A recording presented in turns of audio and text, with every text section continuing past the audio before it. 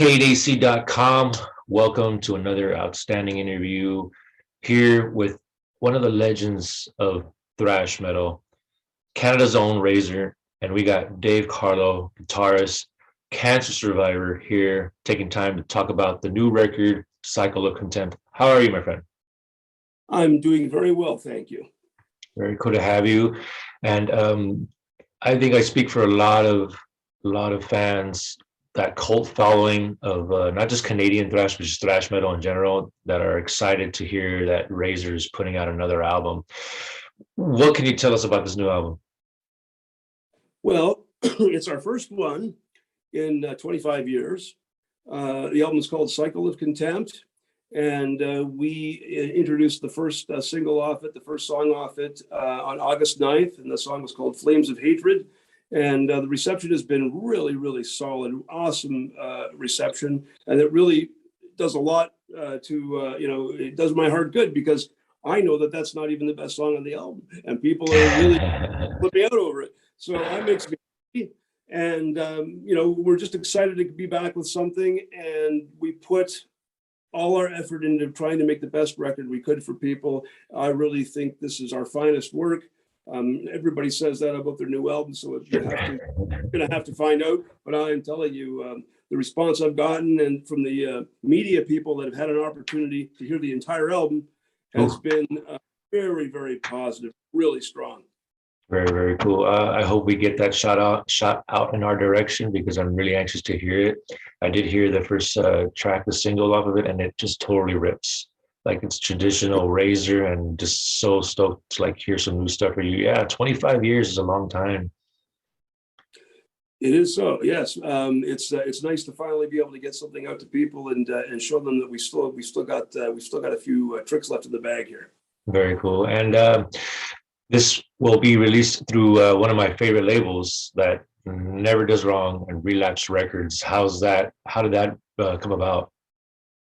Well, there was a person who worked at Relapse about 10 years ago who was a big Razor fan. He actually had a Razor tattoo on his hand. And he contacted me about potentially doing some reissues of some of our older albums through Relapse. So I just, from talking to him, I went down to Philadelphia to meet the team there and meet the people that run it, and came away feeling very satisfied that they were good guys to work with and the right guys to do a reissue of some of our stuff. So they did a reissue of 3 of our classic albums from the 80s and the early 90s.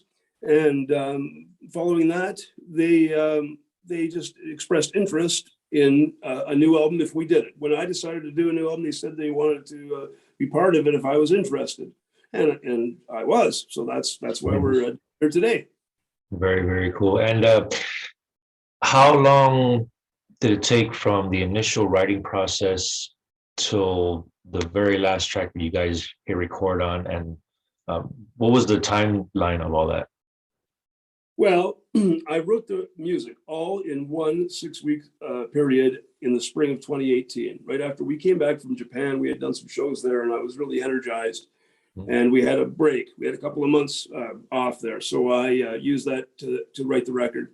Then we still had a lot of commitments to deal with in the next year and a half, gig-wise. And our drummer that was with us since 2014 wanted to take some time off. He wanted to take some second career training, actually. So he took some time off at the end of, at the beginning of 2019. But then he expressed interest in returning. So that kind of slowed things down a little bit for about a year, actually. We had about a little transit period there. When we figured out who the drummer was going to be, 100%, we started recording.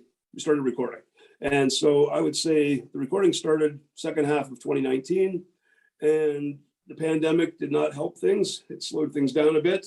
So it's a little foggy as to the entire time it took to make this record. Sure. But I would say just because of the pandemic, but I would say altogether we put about 4 to 6 weeks in recording it overall in chunks. That's about what it took. Yeah. And did you do this in Canada? Did it in Canada, did it in 2 studios, did it in two different studios, all in my area, which is about half an hour west of Toronto. Yeah. Right on. And with the last couple of years, a few years of the bullshit pandemic and going on, did you like look back at the material you were writing and kind of reevaluate it? Did it change at all? The 6 weeks that I took to write the record was where I did 90% of that. But yes, absolutely. It's always, you're always refining things. Sometimes I listen to stuff. The music was written in 2018. And of course, we didn't get around to recording till the end of 2019. So I had a good period of time to give a good listen to the demos, and decided to make maybe a few, yeah, you do. If you can, you don't want to overdo it and second and third guess yourself on everything, but there's definitely if you think there's something you can do to improve it, you'll do that. So there were times when I did that for sure. Very cool. And through the years since like the early 80s, the lineup has been a whirlwind. Can you tell us who's on this new record with you? Yeah, well, this new record is our original bass player, Mike Campanolo, who was with us in 1983 when we started. Myself, of course, I've always been there through everything. Our singer, Bob Reed, has been the singer since 1988. People still call him the new guy for 34 years. And then we have drummer Ryder Johnson, who is a little bit younger than us. He's in his 30s, so he's not a little kid or anything, but he's for us, he's a kid. And he's been in since 2014, save for a little 6 months where he wasn't. Yeah. Cool, very cool. And it was also recently announced that you guys will be on this festival out in Texas, the Hell's Heroes, along with my buddies in Possessed. And that I'm sure is going to be a hell of a rager. Like I saw the lineup and Forcer's on there too. And how did you feel about the announcement being made? Oh, fantastic. We played it before, actually. We were at Hell's Heroes in 2019, I think. Houston, 2019, in the spring of 2019. And we had with Exciter, who are good friends of ours. And we had a great time. And I think that's they invite us back. They said people want us back. So, hey, I love that. And, Texas really loves Razor because, we did Dallas the same year, and it just seems like we had fantastic shows in Houston and Dallas. So, anxious to get back there. It'll be a lot of fun. And do you have any other touring plans in support of the new record, or just festivals, or what's going on? No, we're going to tour. We're going to play a lot.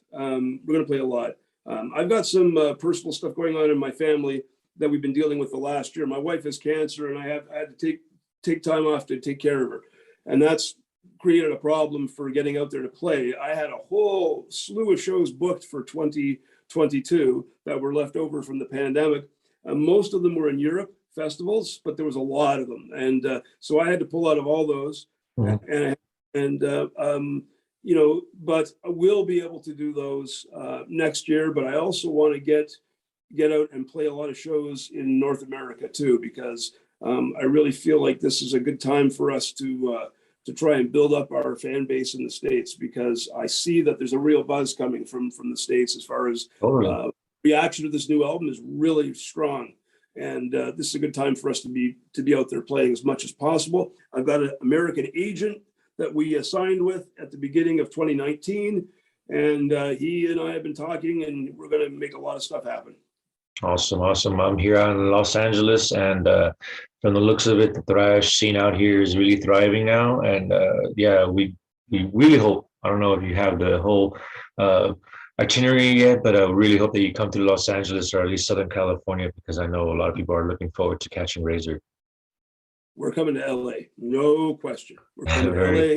We're going to be coming to San Francisco and Oakland for sure too, and hopefully even we'll hopefully get to San Diego as well, and any other cool city in California that wants us. But those ones, LA's and the San Francisco, we've got to play there. Yeah. Very cool, very cool. If you guys need some direct support, Hyrax is more than willing to pump up the crowd for you guys. Kane wanted me to send you a shout out and a horns and hello to you. And I know he has a high respect for you guys. And again, we're here with Dave Carlo, guitars for Razor, legendary thrash from Canada. They have a new album coming out in September, just in time for my birthday. Cycle of Contempt through Relapse Records. 12 tracks, 11 tracks, is that right? More or less? It's 12 tracks. Yeah, Yeah. and see, that's another thing that I love. A lot of bands were just, being happy with releasing 9 songs with an intro, which is like 8 songs. But you guys went full fucking, Yeah. 12 songs. Yeah. And I love that, like kind of like almost the old records, it's like a full arsenal of just songs, even if it's like they're fast songs, but just pummeling. Uh, Yeah.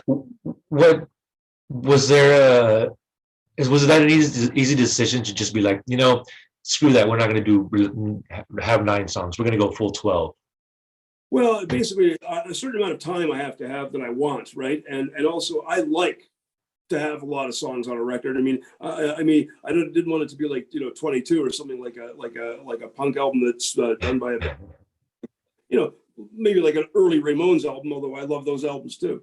But Razor's style is such that most of our songs are usually in around that 2:30 to 3 minutes, or up to maybe 4. So that 3 to 4 minute range, and you got to have enough to, especially after 25 years. I didn't want to come back with 8 songs. I wanted to come back with a dozen songs. And I actually structured it like it's a vinyl LP, because I know that the CD era and people didn't matter as much, but vinyl's coming back to a lot of people, and I like the ability to lay out the songs so that side 1 has a song with a certain impact and side 2 has a song with a certain impact. So we laid it out like that, right? So when you put on side 1, you get a certain type of ass kicking right out the gate, and side 2 is the same thing. It's either one of those songs that open those sides, or it could have been introductory songs on the album, So I love the way LP lays out the record. 6 songs per side. That's how we look at it.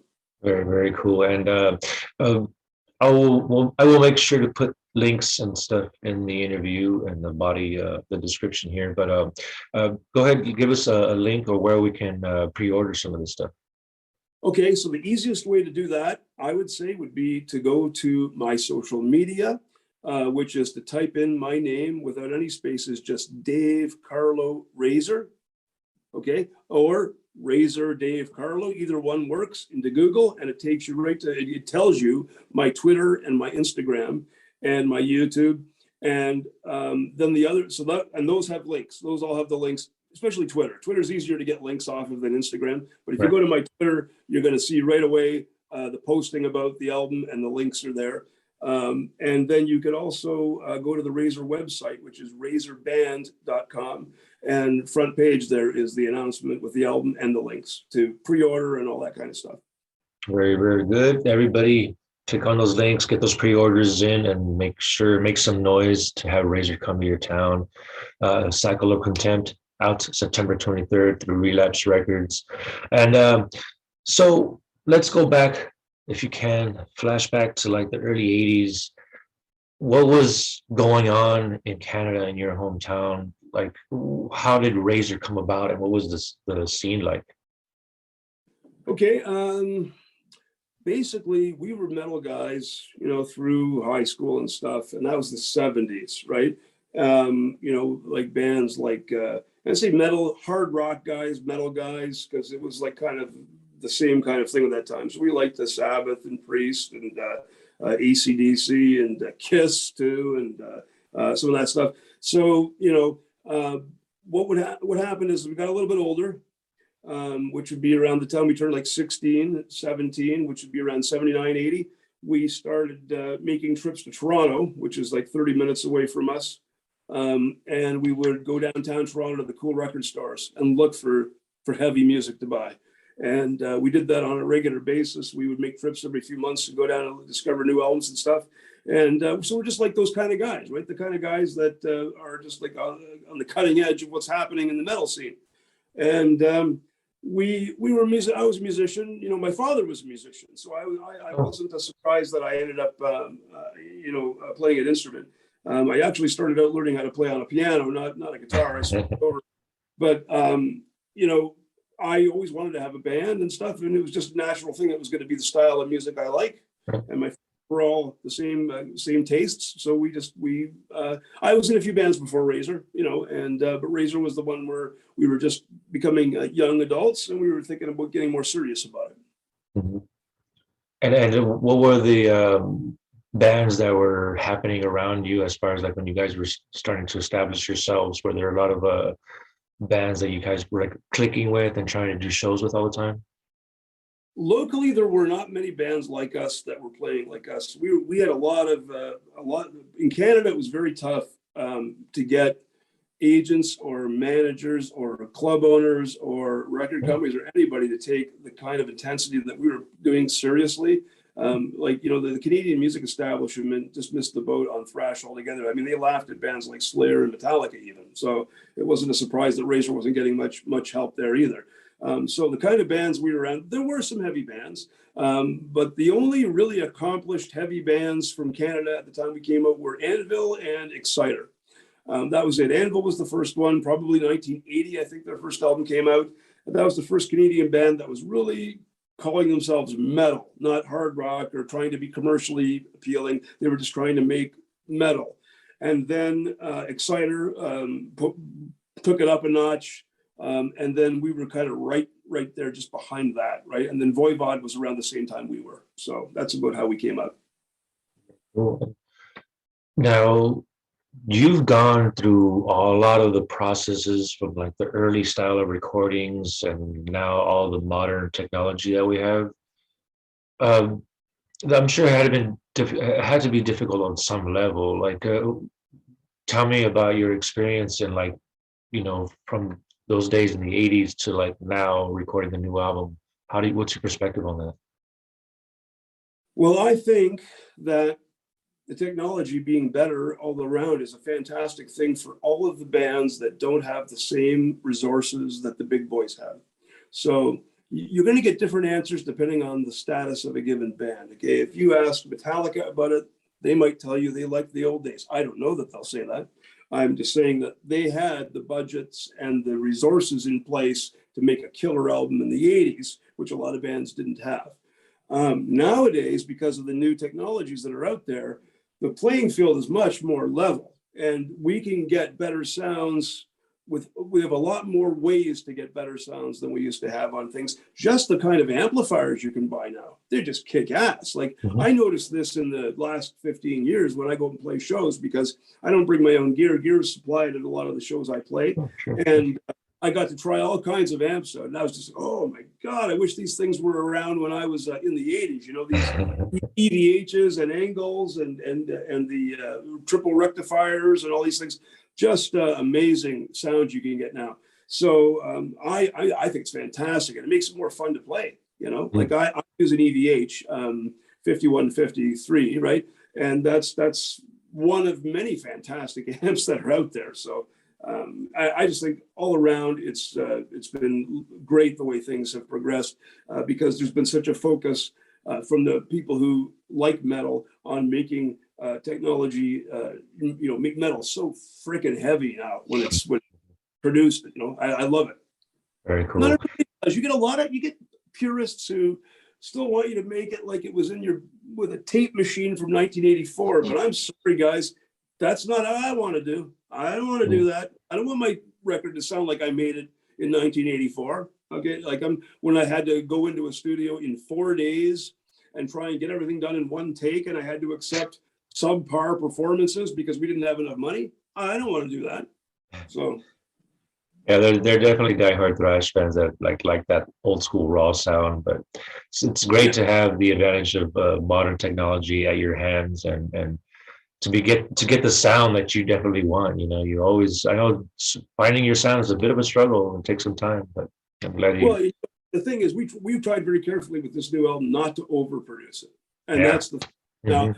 If you haven't heard the whole thing, I'm sorry, because I want you to hear the whole album. And I think when people listen to the entire album, they get the whole picture of what it is. They're gonna. I think the impression we've been getting has been so fantastic from the people who have heard the whole thing. Yeah. That's what I'm really want people to hear. I'm excited for September 23rd when people can get the whole record. But we made sure we didn't overproduce this record, because that's a problem too. When you have more ingredients at your fingertips, some of these chefs just are too happy, like they're adding too many ingredients and they're overdoing it. And we didn't want that. We wanted it to be raw and powerful, but we also wanted it to sound really good, really satisfying when it's in your headphones or however you're listening to it. Yeah, we'll be blasting that in the car, heading down the highway. Just get out of my way. Damn right, damn right. Very cool. Um, talk to us about the lyrical content. Did you write the lyrics, or you have the vocalist do it, or is it a band effort? Very cool, very cool. Because what we did was we have a little of the old and the new on these lyrics, and it's nice. Just enough of each. Because Mike Campanolo, my original bass player, who did a lot of the lyrics in the earliest days of Razor, he wrote the lyrics to 3 songs, including the one that everybody's heard, "Flames of Hatred." Mike's lyrics almost always, I may be being a little bit, I don't know what the word I'm looking for, but I'm tongue Bias. in tongue in cheek here. Mike is always obsessed with the end of the world. Everything with Mike is the end of the world. So it's like there's a nuclear holocaust, basically. He wrote 3 of the songs on the album. He wrote "Flames of Hatred." He wrote the title track "Cycle of Contempt," and he wrote a song called "Darkness Falls." And every one of them is about the end of the world in some form or another. Then you've got my style of lyrics. I wrote 6 of the songs on the album, and my songs are always more of that violent restitution, shotgun justice type of revenge oriented. Charles Bronson, get even for people crossing you, right? That's my slant on things. And then Death Wish Bob, rules. I love Death Wish. well, you're going to get a lot of that on this album. There's a lot of that contempt. And Bob, of course, I think he did 3 songs as well. He leans a little more towards my style than maybe Mike's. He's more like mine. He's more about, like, he's got a song on there about a barroom brawl. He's got a couple of other songs on there that he did. But the lyrics are mostly what you'd expect from Razor, or what you'd expect. Very, very cool. Can't wait to hear it. We have a lot of gearheads that are interested in knowing what you're playing, what all the musicians are playing. Can you give us a little rundown of your gear setup?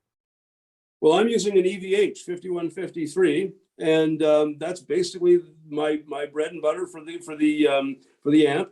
And I have no pedals on it. I do have pedals that I play with in the studio sometimes, but I don't have anything on it on live. Live, I just let it rip with just the overdrive.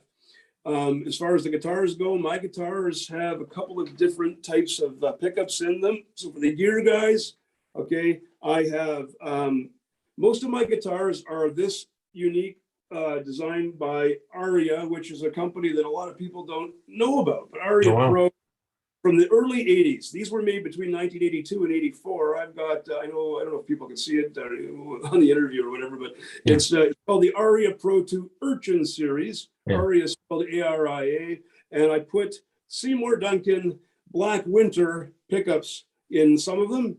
And in some of them, I put Seymour Duncan Blackout, which is just the active version of the pickup in some of them. And so on my album, the new album, one channel, one side, I've got a Seymour Duncan Blackout. On the other channel, I've got a Seymour Duncan Black Winter. So the only difference is really a Black Winter is a little bit better for getting really cool feedback and stuff like that, whammy bar stuff. The Blackout pickup is a little bit better for if you want, like, just complete silence between crunches and things like that. But that's basically what I use. Hold that baby up for us a little bit. Let's see that. This is one of them, right? I've got some really cool. That body's awesome. Yeah. Let me show you this one. This one you'll like. Here, check this one out. This is my bread and butter guitar here. Nice. This is okay, do you see this one? That body's beautiful. This one's got skulls and razor blades, okay? And it's got, can you see that? Yeah. Okay. Yeah. We had the Razor logo put on the end of it because I don't have sponsorship, so I sponsor myself. I've never tried to get a sponsorship. People have told me you should try to get a sponsorship. I'm like, you know what? I'm not going to try. If somebody finds me and is interested, I'll deal with it. But otherwise, I don't care. I like what I like. So this is my bread and butter. This one here. That's awesome. That one's got a blackout. The other one had a black winter. This is a blackout. Mm-hmm. Very cool. And you if I'm not mistaken, on the new record, on the album artwork, that guitar's on there, right? Yes. I've got one of my guitars. The one I don't have. The one you just showed. The Sunburst one, the one I used on Evil Invaders, the Evil Invaders video. That one is the one he's holding on the cover of Cycle of Contempt. Yeah. That's very cool. Very cool. And the artwork is really pretty rad. Tell us about the artist, or what can you say? great artist. His name is Jan. That's spelled Jan. Jan Orkland. He's from Finland. He's a great artist. If you go to his website, it's called Dark Grove, DARKGROVE.net, and you look at his artwork, you're going to be blown away at the quality of what he does. He is involved with Ken Kelly, who actually painted Kiss's Destroyer album cover. Oh, He's a partner of Ken Kelly. And so we're talking about, like, that's pretty amazing. Going back to the 70s. Iconic cover. I met Ken Kelly, and I was so in awe of him when I met him, because I was a little kid when I bought Kiss Destroyer, and I remember first met him. I went, "Did you paint this? I can't believe it! What an amazing piece of art!" So he's a pretty awesome guy. But yeah, great artist and really good. I wanted the best working on this. In every way of this album, I wanted the best people, because I felt like we're going to do this the right way, because I really felt like Razor always had to cut corners back in the day, and I didn't want to do it. Yeah, I mean, you had the time, you had everything going in your direction, so yeah, definitely take advantage of everything that's in front of you. And artwork is always a big part of records. I think you're, like you said, you're at the record store and you're flipping through, and something catches your attention on the cover alone. You're like, oh, this rips. 100%. I learned that the hard way, because we had a couple of really brutally lousy album covers over our career, and I learned the hard way that needs to have the same level of care as the music does. Yeah. Sure. But there are a lot of album covers throughout, not Razor, but I mean, like, a lot of, like, for some reason, Balls to the Walls comes to mind or something like that. And, like, not the most, well, for some maybe the flattering album covers, but Yeah. Not other people's stuff. Yeah, I get what you're saying. Yeah, that's not my kind either. No, I prefer Restless Wild was better. Yeah. And I noticed you have a drum kit behind you. What's going on over there? Oh yeah, that's just an E-drums. Those are E-drums. That's just for messing around the studio. Sometimes if I am making demos, right, I'll just rap out beats myself and just record them, and then I'll just play over them. That's all that's for. That's cool. Very cool. It's something. I can have friends in. I've actually had my original drummer come down here, Mike Embro, who was the drummer back in the 80s. He's come down here and messed around with this. We've just done some fun things in the studio just to goof around. So, but yeah, this is my writing room where all my stuff is. Yeah. What kind of kit is that? Is that like a Roland? This is a Alesis. Alesis. I'd like to have a Roland, but I didn't. I wasn't obsessed with the best of the best for that particular piece, just because I'm a guitar player. Sure. I get it. For messing around, so I bought that for messing around. That's an Alesis Nitro, it's called. Right on. Yeah, I played one of those before. I myself have an electronic kit right here next to me. I have a Roland myself, and I use it to write and practice while I'm at home when I can't get to the studio, because we don't really have a studio at the moment.